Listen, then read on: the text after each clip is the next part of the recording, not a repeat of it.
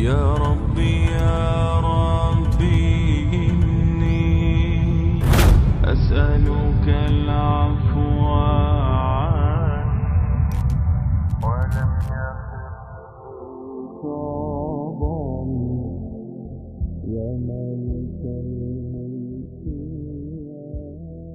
The famous question posed by many people nowadays is that can science prove God? And what they really mean by that is, can science discover God? For understanding this, we need to distinguish the difference between proof and discovery. To prove means to establish a fact or a truth by evidence or argument. And discovering by definition is to see, to find out, or to gain sight or knowledge of something which was previously unseen or unknown. In short, to discover means that something should be seen or witnessed by humans' naked eyes, whereas to prove something means to provide evidences, reasoning, or rational arguments in order to establish a fact, and it doesn't depend on our eyesight. However, science can always discover the signature of God in nature, which means science can always prove the existence of God through evidences. But through science, we can never discover God in this world. Now the question arises, why science can prove God but cannot discover Him? The answer for this is, Almighty Creator gives some sort of evidences or clues into His creation so that human being can accept His existence and to believe in Him. However, no human being or science can ever discover God, because this life is a test for us, and Allah created us and gave us limited abilities to be tested with. To get what I mean, suppose that you are a professional modeler who uses a strong modeling software and creates a project in which there are people with consciousness. It means that the models that you have created are having the power of intellect, and you put a test for them to find you. Now if you think logically, they have only two options to find you or to prove your existence in order to accept you as their creator. The first option for them is to discover you or to see you. But of course you don't want that, because it is a test, and if you show yourself to them, then the test becomes meaningless. And logically they can't discover you because you are out of this created project. So if they can't discover you, it doesn't mean that you don't exist. But the second option is that you send them signs and evidences, and you also give them the power of intellect. They can find you through those evidences and their logic. It is like you have given them some tips for this test. And if they still don't accept your existence through those evidences, then it means that they are arrogant.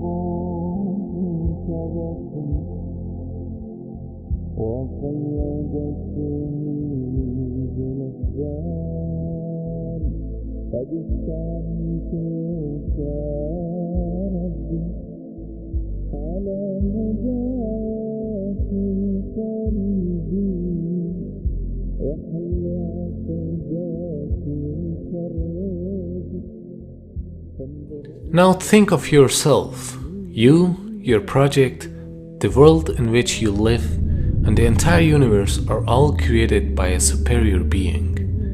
Don't you think that you are made in a mega computer? Actually, not a computer, but in a mega creation box? So when we are inside this creation box, we can just touch, taste, see, smell or hear anything which is physically inside this creation box. So these 5 senses help us to discover things which have connection with physics. But there are other things like love, like feelings, like intellect, meaning your mind. These things cannot be described physically. I mean, you cannot see, touch, smell or taste your feelings. Or you cannot discover love or your mind through these senses. Does it mean that you don't have mind or there's no love because you cannot see, touch or smell them?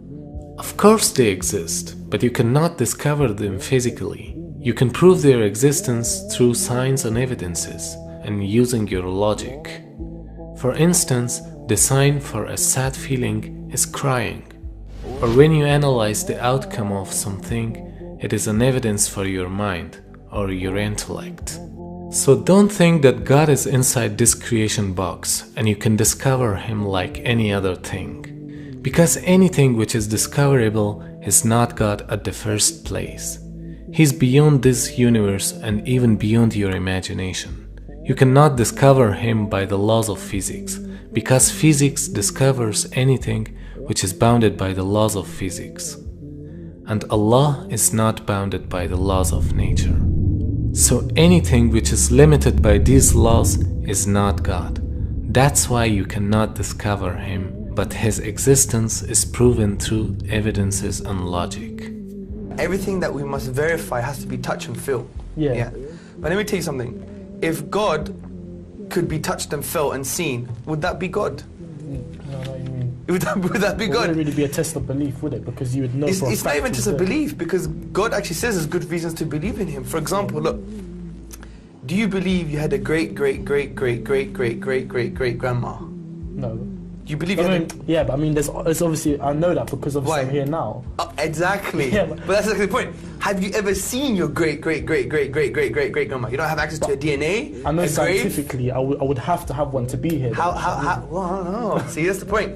Using the terminology here, scientifically, you have no clue. You have no clue. Scientifically, you're damn. Science say we can only verify the physical world with things that we can touch and feel.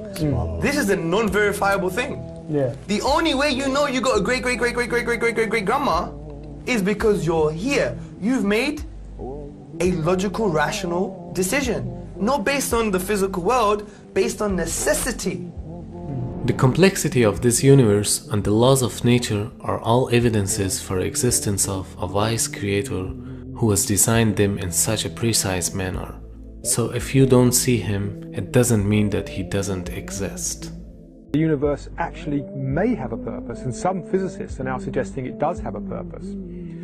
And this has come out of some findings about the some of the fundamental numbers in atomic physics. These are numbers like the mass, the weight of an electron, the weight of a quark, the strength of gravity, the strength of the electromagnetic field. About 20 numbers that describe those and other parameters, features of our world, but nobody knows why it is that those numbers have the particular values that they do. Now, you could easily say, yeah, who really cares? You change the mass of the electron by a little bit more, a little bit less. Does it really matter? And the answer is it does.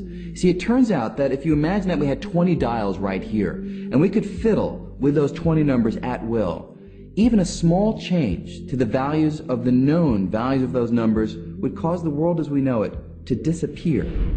For example, if we go back to, say, 1 second after the Big Bang, at that point, the expansion rate and the mass density have to have been adjusted to each other just right so that the universe is just at this critical point. If the universe at that point were expanding just 1 part in the 15th decimal place faster, the universe would have flown apart without galaxies ever having had a chance to form. On the other hand, if the expansion rate were just a little slower than what we think by one change of 1 in the 15th decimal place, then the universe would in fact have expanded to a maximum size and collapsed. We would never have even reached the time in the universe at which we're living. A natural question that many people ask when confronted with this is, who designed it so that they all fit together so perfectly to give rise to our world? Is it merely an accident? Is there some force of nature that's out there that requires the universe to be as it is? Or is there some conscious being behind it all that has dialed things in a manner to allow the world as we know it to come into being? What we can do is look for evidence that suggests that we're not here out of total random events. And to me, the arrangement, the special balancing of the fundamental constants, the fundamental forces of nature, tells me that there is a being there that has put this package together, which has constructed this universe, someone outside the universe that was thinking about us and put it together for our benefit. Allah subhanahu wa ta'ala is great and majestic. He preserves himself in a majestic way that befits him. He doesn't want to reveal himself to the world except by his power and knowledge. And Allah created us in a way that we are not capable to see him in this world. But this will be the greatest reward of the people in Jannah to see their Creator. We must consider that we are being tested in this world by believing in God without seeing him. They will not change me. They will not break me. Oh, I will be stronger, 'cause I'm a believer. 'Cause I'm a believer. I'm a believer. I'm a believer. 'Cause I'm a believer.